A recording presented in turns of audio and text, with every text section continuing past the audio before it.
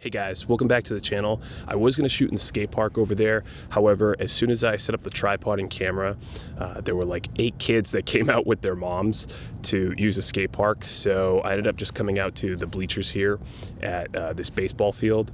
So I wanted to test out my Sennheiser MKH50 outdoors. If you watched my last video, you would see that I compared the Sennheiser MKH50 with the Sennheiser MKH416. The 416 is typically used for outdoor environments, but I wanted to just do this video as a test to see how the MKH50 holds up outdoors. I do have it out of frame. It's actually below me. I don't have it boomed overhead. So this is just the natural sound coming out of the MKH50. It is about, I want to say about 18 inches away, maybe a little further. Well, I should say maybe about 12 to 14 inches away. If I bring it up closer, so this is, you can see it in the frame here, but I just have it on a Gator Frameworks tabletop stand. I don't have my longer mic stand here, so it is a little bit further away. So I do have the gain up in my MixPre 6 Mark II. It's at about 48, 47 decibels. But yeah, this is what it sounds like outdoors. I have no EQ, no additional post-processing. I might boost up the gain or lower it a little bit in post just to see, you know, how it, or not to see how it does, but just for the sake of this video, if it's a little quieter or a little hotter than it should be. But yeah, anyway, I know that New Year's is right around the corner, so I wanted to take this time to talk about some potential cameras that I'm expecting to come out in 2024.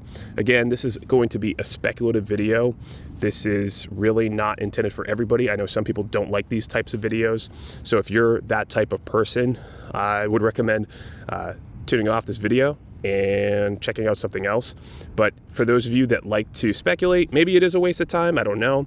I know some people were upset at my last video that I made about the S1H Mark II months ago, and it never came out. But, you know, I can admit when I'm wrong, and yeah, we'll see what happens in 2024. I am expecting the S1H Mark II, or whatever the successor of the S1H Mark I is, to come out in 2024. I'm also expecting the Canon R5 Mark II. The Canon R5 was released back in 2020, summer of 2020 during COVID, and we haven't seen an update since. However, the R6 did get an update back in December of last year. Now, the R5, the original, is a powerhouse of a camera, and they did release the Canon R5C. However, the R5C was, at least in my opinion, a little bit of a letdown. It definitely had some incredible features like the 8K60 internally, but it does have atrocious battery life.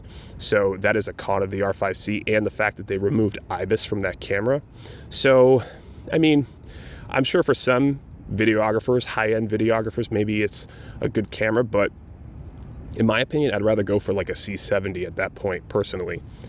So I do think the R5 Mark II is going to come out next year. Now, when it comes out exactly, I'm not 100% sure. From what I've been seeing online, the rumors say maybe about spring or summer of 2024, but I do think we're going to get one. It just is, it's just speculative as to when it will come out next year. I also think the Canon R1 is overdue. That camera has had rumors going on for like 2 years, and not to say that rumors are indicative of a camera actually coming out, but Canon released the R3, which is a little bit of a speed demon. It's a competitor to the Sony A9 series of cameras. However, Sony did drop the A9 Mark III recently. I don't expect that the Canon R1 is going to have a global shutter like the Sony A9 Mark III. However, I am expecting a higher res powerhouse of a camera, maybe more competitive to the Sony A1, if that makes more sense. I know that the Olympics are obviously supposed to take place next year. I don't think they've been delayed. I know the Tokyo Olympic Games were delayed because of COVID a few years ago, but yeah, I do think that we might see a powerhouse camera, and I'm using the word powerhouse to specify the more high frame rate shooting sports photographer type cameras. So I am expecting either both of those to come out, or at least the R5 Mark II. As for Panasonic, and like I said at the beginning of this video, I got in a little trouble about talking about the S1H Mark II prematurely from some people on the internet. It's fine, don't care. I do expect that camera to come out next year.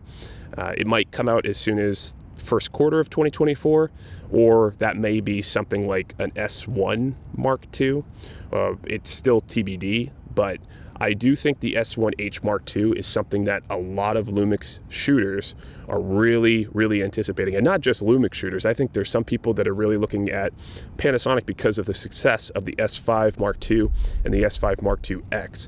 Now, Panasonic doesn't make up a big market share of full-frame cameras because their mount, the L mount, is still relatively new to the game.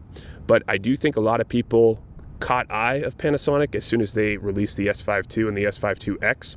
Not to say that they're, without their quirks. I've had the S5 II for almost a year now, and it's a great camera, but it does have some quirks with it.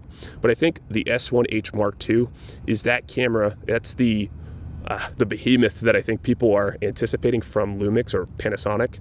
I am anticipating that it may have internal ND filters. At least that's the camera that I'm speculating is going to be the first mirrorless camera, in this kind of prosumer or professional mirrorless range of products to have an internal ND filter. I could be wrong about that. I definitely could be wrong about that. But the S1H Mark II I also expect is going to have higher frame rates than what we've seen on like the Sony a7S III or the Sony FX3. I think with the body style of that camera being a little bit more bigger, I think it should be able to dissipate heat better and more efficiently. So I would expect to see high 4K frame rates, like maybe even potentially 4K 180 or something to that effect. And I would also like to see something higher, like in full HD, up to like 300 frames per second, like, for example, the Panasonic GH6 is able to do. So I am anticipating something pretty impressive with the S1H Mark II, or whatever the successor is for the S1H, and I am expecting that to come out in 2024. Now, again, you can go back to my old video, and I clearly said that it was going to come out this year, but that's clearly not the case, and I said it prematurely, but I am expecting it this year. And hopefully I'm right. We'll see. But yeah, and we could see an S1 Mark II. That is a possibility. I think Lumix is geared more towards videographers and content creators in that aspect, not so much photographers. I mean, there are photographers that use Lumix bodies for sure, but I think they primarily market their mirrorless cameras as more of a hybrid solution for videographers first, or content creators first, and then photographers. So the S1 or the S1R successor, they could come out, but I don't think that they're the bodies that most enthusiasts or hobbyists or professionals are anticipating from Lumix. But I guess we'll see in 2024. So yeah, as for Nikon, I am not as familiar with Nikon's line of products. I know that they released the Z8 relatively recently, and it's a little bit of a watered down version from the Z9. So I don't know if we'll see something from Nikon soon. I have seen some rumors about a Z6 and a Z7 Mark III, but that's still TBD. I don't want to really say too much about Nikon because I'm not really familiar with their line of products. So I wouldn't be surprised if we see a Nikon Z6 or a Nikon Z7 Mark III, but it's still, like I said, TBD. And I would expect that probably they might produce something along their APS-C line of mirrorless cameras. Like I believe there's a Nikon Z, I think it's a Z30. Yeah, I think it's the Z30 if I'm not mistaken.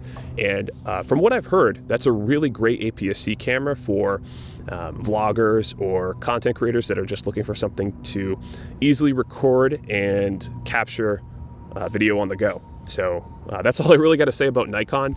If you're a Nikon user, let me know what you think is coming out this coming year. Sorry, there's a plane flying by, so it might be picked up in my Sennheiser MKH50. But yeah, also let me know what you guys think of the audio in this video. Does it sound good? Does it sound horrible?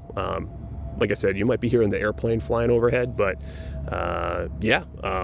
This, like I said, is not really meant to be used outdoors. It's really more for indoor dialogue, but we'll see how it sounds.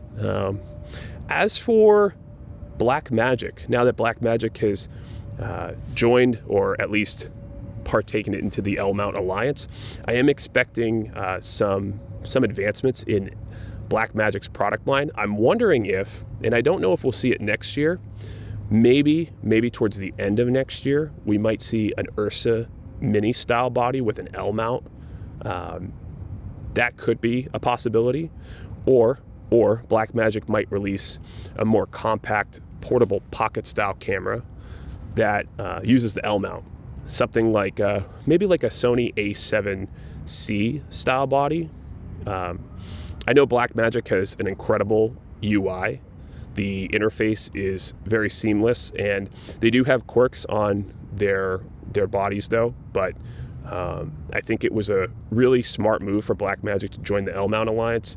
I knew that Canon wasn't going to let them in with their RF mount. It just wasn't. I know they used the EF mount in previous cameras, but it just didn't seem like Canon was going to share that mount with Blackmagic. So the L mount kind of just made sense.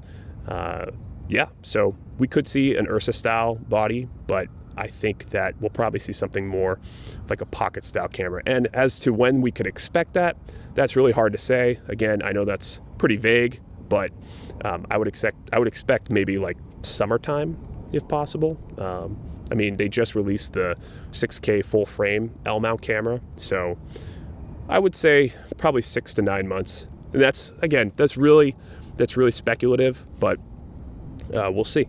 And as for Sony, we probably won't see an A7 IV till at very least October of 2024. And the reason I say that is because if you look at the A7 IV, that was released in October 2021, and the A7 III was released in October. No, sorry, the A7 III was released in April of 2018. So you're looking at about a 3 to 3.5 year difference between those product releases. So I would expect that the Sony A7 V won't get released till at least October 2024, which would be 3 years after the Sony A7 IV. I expect that camera will probably be able to shoot higher resolution than 4K to remain competitive with like the S5 II and the S5 Mark II X, and also the Canon R6. So the Canon R6 Mark II. So the Canon R6 Mark II is able to shoot 4K 60 in full frame, and the the Panasonic S5 II and the S5 Mark II X can shoot 5.9K and 6K open gate. So I would expect that the Sony A7 V will probably have the 6K internal recording capabilities, and it will also have the 4K 60 frames per second in that body, because it just makes sense to remain competitive in this space. And Sony's pretty innovative. I mean, they've been the dominant player in the mirrorless space. So I would expect quite a few advancements from the Sony A7 V when it eventually comes out. I do think it'll probably remain at 33 megapixels. I don't see them really bumping up from that resolution. I don't think they need to. So yeah, there's a lot of different things that they could do with that camera. As far as other cameras, I mean, they just released the Sony a6700. I don't know if they're going to release another APS-C camera anytime soon, maybe in the later half of 2024. But if they're gearing up to release an A7 V, it may not be till 2025 that we see a higher end APS-C camera. And as for a successor of the A7S III, I'm a little skeptical. I mean, it seems like the FX3 was to kind of take place of the A7S III. So I think we might be waiting till 2025 before we see something like that. What I am curious about is if we see like an FX60, so something in between the Sony FX3 and the Sony FX6. So it could be basically like an FX6 but an APS-C style cinema camera with the box or the chassis of the Sony FX6, if that makes sense. So you would still get that electronic ND in that camera, but it would just be using the same sensor as the FX30. And Sony's known to recycle their sensors, so it wouldn't be too surprising if this is a move that they make. So yeah, I mean, that's my speculation for cameras in 2024. I know some of my talking points, I rambled on there, and they might have seemed vague, like my assessment of what Nikon might do. Like I said, I'm not really familiar with Nikon that much, so yeah, let me know what you guys think. What do you guys think will be coming out in 2024? What are you guys excited about? I think it's a great time to buy pretty much any camera from any of these manufacturers. The S5 Mark II is fantastic.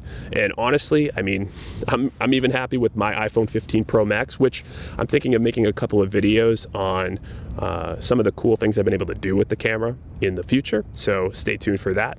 Also, Merry Christmas. I hope you guys had a great weekend.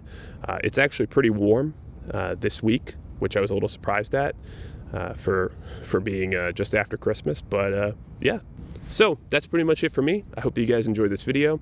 Did you guys think it was insightful or a waste of time? I'd love to know in the comments below, and let me know what you guys thought of the audio quality. I don't know how this is going to sound, but I'll find out as soon as I post it. So with that being said, I hope to see you guys in 2024, and have a good one.